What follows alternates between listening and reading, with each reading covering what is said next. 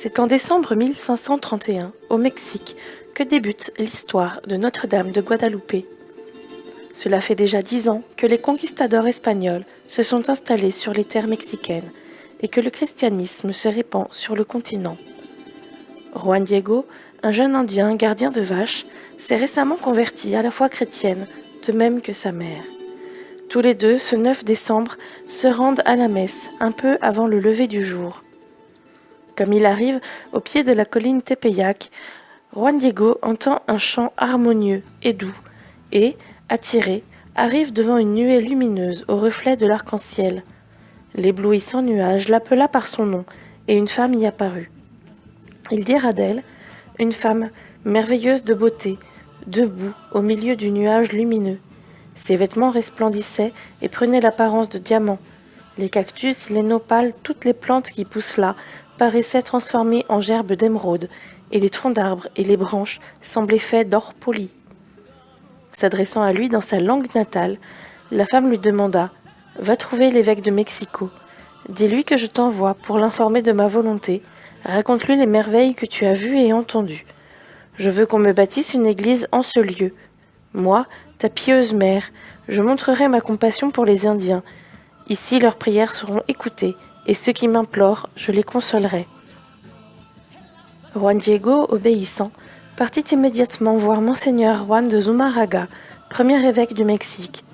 Il demanda tout de suite une audience, mais soit à cause de l'heure matinale, soit à cause de la pauvreté du visiteur, les valets ne l'écoutèrent pas. Il attendit longtemps. Sa patience les surprit et les impressionna, et ils le laissèrent enfin entrer. Juan tomba à genoux devant l'évêque et lui dit « La mère de Dieu que j'ai vue et qui m'a parlé ce matin de bonheur m'envoie à vous. » Il lui raconta l'événement. Monseigneur Zumarraga l'écouta, mais pensa que l'Indien, récemment converti à la foi catholique, avait été dupe de son imagination. Il le congédia, avec ordre de revenir quelques jours plus tard. Juan Diego apporta le soir même la réponse à la Vierge.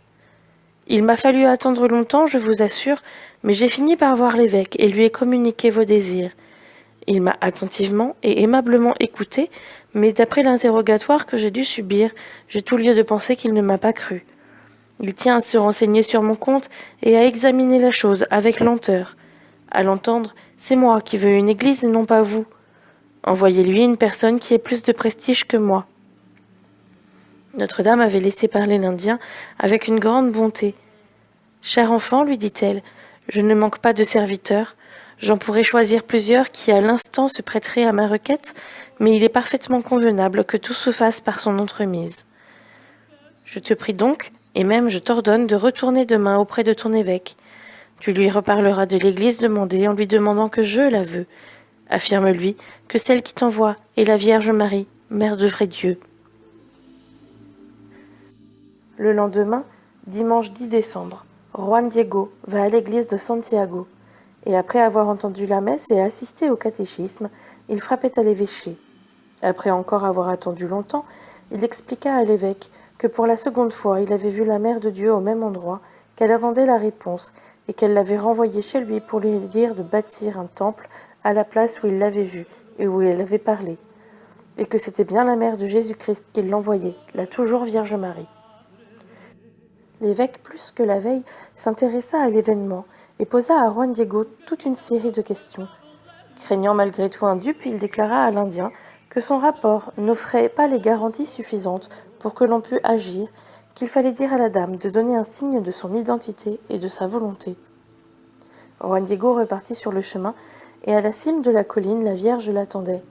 Il fit le récit de sa seconde audience, déclarant que Monseigneur Zumarraga réclamait avant d'agir un signe convaincant.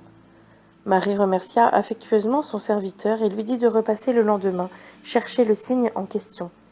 Il promit d'être fidèle et se retira courtoisement. Or, le lendemain, de toute la journée, l'Indien ne parut point. Voici pourquoi. De retour chez lui le dimanche, il avait trouvé gravement malade d'une fièvre son oncle Juan Bernardino, qu'il aimait à l'égal de son père. Dans sa tendresse, il employa la plus grande partie du lundi à la recherche d'un médecin et demeura le reste du temps au chevet du malade. Le mal s'accentuait, La nuit fut mauvaise et Juan Bernardino, conscient de sa faiblesse, persuadé que la mort approchait, pria son neveu d'aller avant le jour chercher un prêtre. Le mardi, Juan Diego partit au plus vite. Au moment où il longeait la colline, il lui revint à la mémoire le rendez-vous oublié. De crainte que Marie ne lui adressât des reproches, il crut naïvement les éviter en prenant un autre sentier. Aussi marchait-il tranquillement lorsque tout à coup, à l'endroit où jaillit une source, la Vierge se présenta, venant à sa rencontre. Elle descendait de la colline enveloppée d'une nuée blanche, avec la même splendeur que la première fois. Juan Diego, troublé, se confondit en excuses de ne pas avoir honoré le rendez-vous, ce à quoi la Vierge lui indiqua que son oncle, à l'instant, était guéri, et qu'en haut de la colline de la première apparition, il trouverait des roses qu'il devait couper et mettre dans son manteau, afin de les porter à l'évêque. Que ce signe qu'il avait demandé soit le signe pour qu'il fasse ériger une église. En arrivant au palais épiscopal, Juan Diego pria qu'on voulût bien l'introduire, mais comme précédemment, on ne tint d'abord aucun compte de lui. Lorsque les valets le laissèrent entrer, il ouvrit son manteau. Les roses tombèrent à ses pieds, et le portrait de la Vierge apparut, fixé sur la toile, tel qu'on le voit encore aujourd'hui. Double prodige qui jeta l'évêque dans la stupéfaction. Il prit avec respect l'image miraculeuse, et après l'avoir vénérée en présence de toute sa maison, il la transporta dans sa chapelle privée, rendant grâce à Dieu et à sa glorieuse mère. L'évêque demanda à Juan Diego de l'accompagner sur le lieu d'apparition. Ce dernier, inquiet pour son oncle, demanda à rentrer chez lui. La surprise de son oncle, Juan Bernardino, fut grande lorsqu'il aperçut son neveu entouré d'Espagnols, qui lui témoignaient tant d'égards et le questionna, plein d'étonnement. Juan Diego raconta son histoire miraculeuse. Or, il se trouva qu'au même moment où l'Indien avait appris de Marie le rétablissement de son oncle, celui-ci avait vu Notre-Dame, sous la forme décrite plus haut. Elle avait chassé le mal, confirmé sa volonté de se voir ériger une église et décidé que son image porterait le nom de Sainte Marie de la Guadeloupe.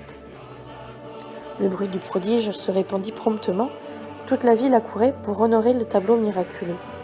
Une telle affluence obligea l'évêque à le transporter dans une plus grande église, la plus grande de la ville, où il demeura jusqu'au jour où un petit ermitage fut bâti tout près de la colline Tepeyac.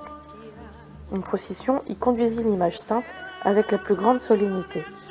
Depuis lors, une vaste basilique fut construite, un peu plus loin, et c'est là qu'est actuellement conservée la précieuse peinture. Le miracle de l'image de Notre-Dame de la Guadeloupe représente le mystère de son immaculée conception.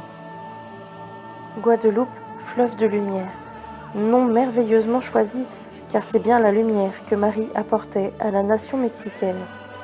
Les Indiens, qui avaient obstinément refusé le baptême, venaient volontairement par milliers le demander après l'apparition. La Sainte Vierge a donc été la plus efficace missionnaire du Mexique. En 1753, le pape Benoît XIV déclara canoniquement la Vierge de la Guadeloupe, première patronne de la nation mexicaine.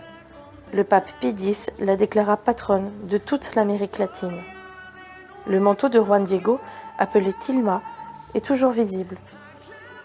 Ce manteau, en fibre d'agave, est intact, tandis que les autres vêtements du même matériau, encore aujourd'hui, ont une durée de vie de 20 à 30 ans avant de se désagréger. Les scientifiques aujourd'hui se penchent encore sur cette tilma remplie de mystères, signe de la présence toujours actuelle de la Vierge Marie et de son attachement à notre humanité. La rétine de la Vierge Marie se contracte à la lumière et se dilate lorsque celle-ci s'éloigne, comme cela se produit pour l'œil de tout être vivant. La tilma garde une température constante de 36,6 degrés, celle du corps humain vivant et en bonne santé. Pourtant, elle n'a pas été portée depuis le 10 décembre 1531. La ceinture noire que porte la Vierge est le symbole de la maternité chez les femmes indiennes à l'époque de Juan Diego. Un médecin qui a procédé aux analyses avec des équipes scientifiques a affirmé entendre, grâce à son stéthoscope, des battements de cœur juste sous la ceinture, au rythme du cœur d'un enfant à naître. Aucune trace de peinture n'a été découverte sur les prélèvements de la tilma, ni sur l'endroit, ni sur l'envers. Plus on s'approche au microscope, plus les couleurs semblent flotter au-dessus du tissu. Les fibres ne montrent aucune coloration. La NASA a affirmé que les pigments qui colorent le manteau n'appartiennent à aucun élément connu sur Terre. Le manteau de la Vierge est parsemé d'étoiles. En les regroupant, les scientifiques ont pu les regrouper en constellations. Ces constellations sont celles de la vallée mexicaine où Marie est apparue. Pas une constellation ne manque. Elles sont même disposées dans le ciel, comme au soir de son apparition. Les yeux de Marie, qui pourtant ne mesurent que 7 ou 8 mm, contiennent des images comme le reflet d'un regard. Chacun des yeux reflète la même chose que l'autre. Grâce à des agrandissements et des techniques de haute définition, ce sont 13 images que les yeux de Marie reflètent. On peut y voir Juan Diego ouvrant son manteau devant son évêque, de la taille d'un quart de millionième de centimètre. On y voit aussi une femme de race noire, un vieil homme, un barbu, un jeune homme, une famille. Ces 13 figures révéleraient dans leur ensemble un message de la Vierge pour l'humanité. Devant Dieu, les hommes et femmes de toute race sont égaux, et Marie nous invite à rechercher l'unité familiale, à aller vers Dieu en famille, à retrouver les valeurs de la famille. Chaque année, 20 millions de pèlerins se rendent sur le lieu où la Vierge est apparue à ce jeune gardien de vaches mexicain. C'est la seconde église catholique la plus visitée au monde après la basilique Saint-Pierre de Rome. Voici la prière de Notre-Dame de Guadalupe. Notre-Dame de Guadalupe, je sais avec certitude que vous êtes la parfaite et perpétuelle Vierge Marie, Mère du vrai Dieu. Vous me montrez et m'offrez votre amour, votre compassion, votre aide, votre protection. Vous êtes Mère de miséricorde, Mère de tous ceux qui vous aiment, de tous ceux qui vous implorent, de ceux qui ont confiance en vous. Vous entendez mes pleurs et mes douleurs. Vous soignez et allégez mes souffrances, mes besoins, mes malheurs. Vous me demandez de ne pas être troublé ou écrasé par mes chagrins, de ne pas craindre les maladies, les vexations, les anxiétés, les douleurs. Vous êtes ma mère et je suis sous votre protection. Vous êtes ma fontaine de vie et je me blottis dans vos bras. Mère de miséricorde, avec amour je vous consacre tout mon être, ma vie, mes souffrances, mes joies, tout ce que vous m'avez confié, tout ce qui m'appartient. Je désire être tout à vous et marcher avec vous sur le chemin de la sainteté. Ô Vierge Immaculée, écoutez la prière que je vous adresse avec une filiale confiance et présentez-la à votre divin Fils. Notre-Dame de Guadalupe, patronne des enfants à naître, donnez la grâce d'aimer, de donner, d'accueillir, de respecter la vie, dans le même amour avec lequel vous avez conçu dans votre sein la vie de Jésus, votre Fils bien-aimé. Sainte Marie, Reine des foyers, protégez et aidez nos familles, afin qu'elles soient toujours unies. Assistez-nous dans l'éducation de nos enfants et bénissez-les. Je vous en prie, Mère très sainte, donnez-moi un grand amour de l'Eucharistie et de la confession régulière, le goût de la prière et de l'oraison, pour que je puisse apporter la paix et la joie par Jésus-Christ notre Seigneur, qui avec Dieu le Père et le Saint-Esprit vit et règne pour les siècles des siècles. Amen.